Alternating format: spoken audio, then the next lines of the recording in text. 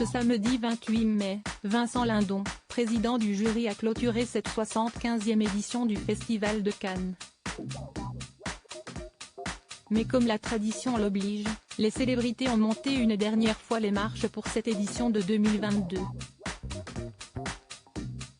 Ainsi, les photographes ont pu remarquer Guillaume Canet, vêtu d'un magnifique costume et d'un nœud papillon très élégant. Mais un petit détail a attiré l'attention, le réalisateur et acteur était tout seul.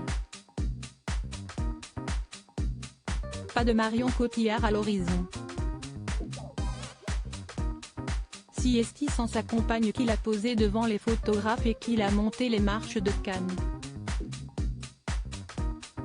De son côté, Marion Cotillard était présente sur la Croisette, le 20 mai dernier. Une apparition donc assez étonnante pour Guillaume Canet. Cela n'a pas empêché le réalisateur de se prêter au jeu des photos mais aussi des interviews. En effet, l'acteur a donné son ressenti au micro de France Télévisions. Déjà quand on vient présenter son film à Cannes, Siesti un honneur, Siesti un grand plaisir. Moi je l'ai vécu avec Blood Ties, Siesti un grand moment. Et je pense que les réalisateurs qui reviennent le soir de clôture, déjà quand ils montent les marches, ils risquent d'avoir quelque chose. Donc quelque part, il y a une satisfaction, un bonheur de célébrer leur film.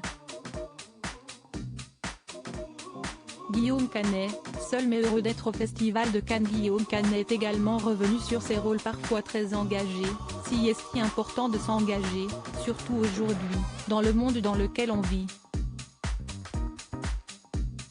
Mais je pense aussi que Siesti une réunion, un endroit où effectivement, cela permet de faire des rencontres que l'on ne ferait pas le reste de l'année. Et comme Siesti un festival international, ça permet aussi de rencontrer des metteurs en scène étrangers, a-t-il déclaré, avant de poursuivre. Moi, hier soir à un dîner j'ai rencontré des gens passionnants, que je n'aurais pas forcément eu la chance de rencontrer si je n'étais pas venu ici. Guillaume Canet est donc reparti avec plein de projets dans la tête.